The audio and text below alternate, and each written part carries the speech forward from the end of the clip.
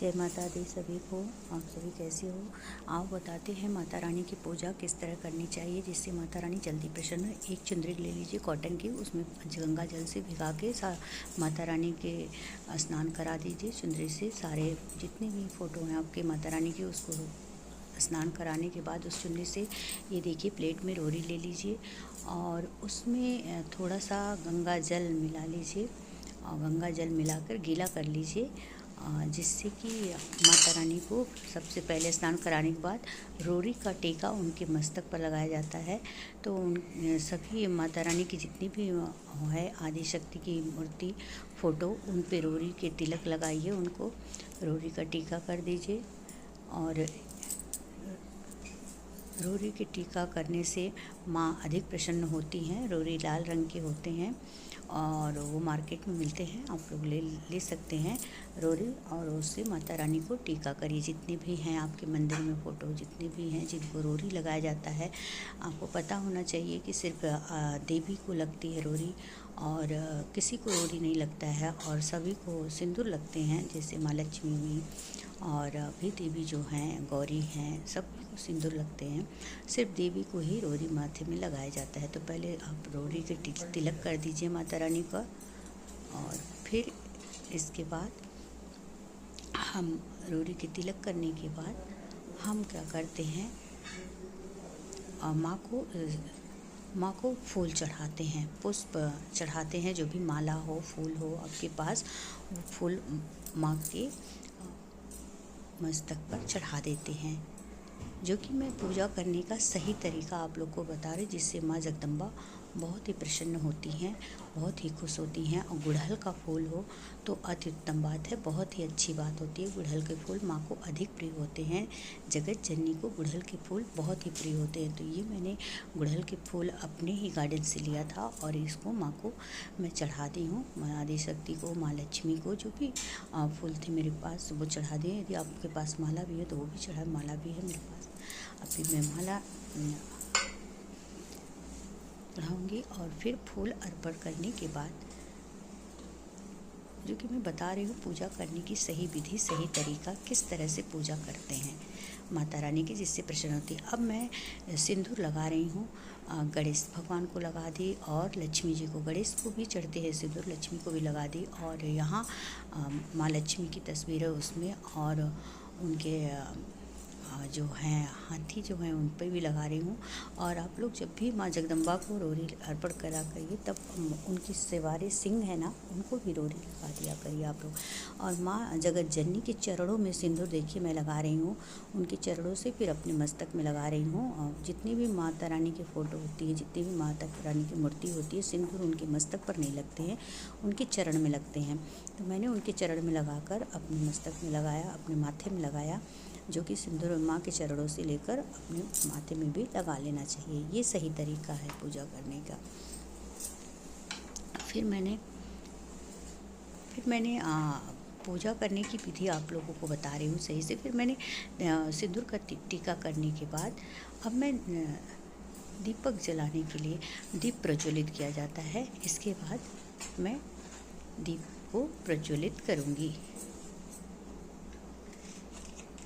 देखिए मैंने आप लोगों को जो भी तरीका मैं बता रही हूँ, आप लोग सही से उसका पालन करेंगे तो बहुत ही आप लोगों को लाभ मिलेगा। और बहुत ही सरल तरीका मैं पूजन की बता रही हूँ, कोई ऐसा अधिक विशेष नहीं, जो कि एक सरल भाव से पूजा होती है उसकी विधि बता रही हूँ, जो कि हर लोग करने के लिए, हर लोग आराम से आसानी से पूजा में कर सकते हैं। पर उसका नियम जो है उसको पालन थोड़ा करना पड़ता है, क्या पहले करना चाहिए क्या बाद में करना चाहिए ये पता होना चाहिए। अब मैं दीपक और धूप दीप को प्रज्वलित कर दी। अब मैं धूप दीप माता रानी को दिखाऊंगी। अब ये देखिए ये धूपबत्ती है, धूपबत्ती को प्रज्वलित कर दिए और घंटी लेकर माता रानी को धूप दीप, घंटी भी बजाना बहुत ज़रूरी होता है, बहुत शुभ होता है। मंदिर में घंटी ज़रूर बजाना चाहिए, सभी को बजाना चाहिए मंदिर में घंटी से सकारात्मक ऊर्जा आती है और जितनी भी नकारात्मक चीज़ें हैं दूर होती है। तो घंटी बजाना चाहिए। घंटी से मैं धूप दिखा रही हूँ। इसके बाद धूप दिखाने के बाद मैं माता रानी की आरती भी करूँगी। ये देखिए मैं अब माता रानी की आरती करने जा रही हूँ। आरती मतलब सिर्फ इस दिखाना है, माँ जगत जननी को दिखाना है। धूप दिखाने के बाद बत्ती दिखाना है, आरती दिखाना होता है माँ को। तो मैं माँ को आरती भी दिखाने का नियम है जो कि मैं आप लोगों को बता रही हूँ। आरती हमेशा ओम आकार रूप में दिखाना चाहिए माँ जगत जननी को। ओम आकार रूप में दिखाने से माँ बहुत जल्दी प्रसन्न होती हैं, ओमकार रूप में। तो आप लोग इस विधि से पूजा करोगे तो बहुत ही फल मिलता है। आप लोग एक बार आप लोग अच्छे से पूजा शक्ति से मन से करके जो विधि मैंने बताया है उस विधि से आप करेंगे तो बहुत ही ज़्यादा फल और पुण्य मिलेगा और आप लोग की सभी मनोकामना भी पूर्ण होगी अगर आप लोग मेरे तरीके से पूजा करेंगे। ये देखिए मैंने पंचामृत चरणामृत बनाया है माँ के लिए। इसमें मैंने ड्राई फ्रूट जो है डाला है, शहद डाला है, गंगा जल डाला है, दूध डाला है, सारे और मिश्री भी डाली हूँ। तो ये दही है माँ के भोग के लिए, जगत जननी जगदम्बा के भोग के लिए मैंने दही लेकर चरणामृत बनाया और माँ को भोग अर्पण किया। अब इसके बाद जो भी मैंने भोग तैयार किए हुए हैं वो मैं दिखाती हूँ आप सभी को। ये देखिए ये मैंने भोग अर्पण करने के लिए चना है, बतासा है, घुघरी जिसको बोलते हैं, फ्रूट है, अंगूर है, कि जो भी आपके पास हो, ये ड्राई फ्रूट है, केला है, बादाम है। सबसे इम्पॉर्टेंट चीज़ देखिए, सबसे इम्पॉर्टेंट चीज़ क्या है माता रानी को, सब चीज़ होते हुए भी ये चीज़ बहुत ज़रूरी है। ये चीज़ आप लोग भी इस्तेमाल करिए ज़रूर माँ के भोग में। ये है लौंग।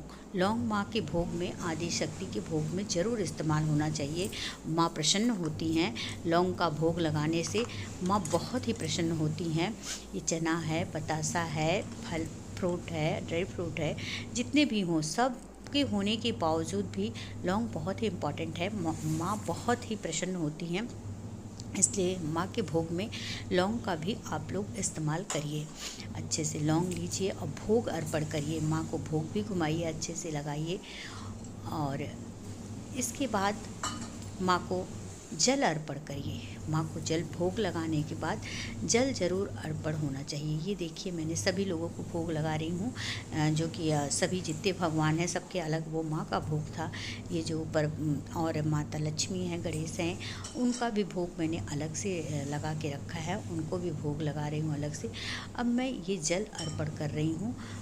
भोग लगाने के बाद गंगा जल अर्पण करिए, माँ को जल दीजिए। माँ जल ज़रूर ग्रहण, क्योंकि भोग लगाने के बाद हम लोग कुछ भी खाते हैं तो पानी ग्रहण करते हैं ना, उसी तरह भाव से ही माँ को जल अर्पण करिए।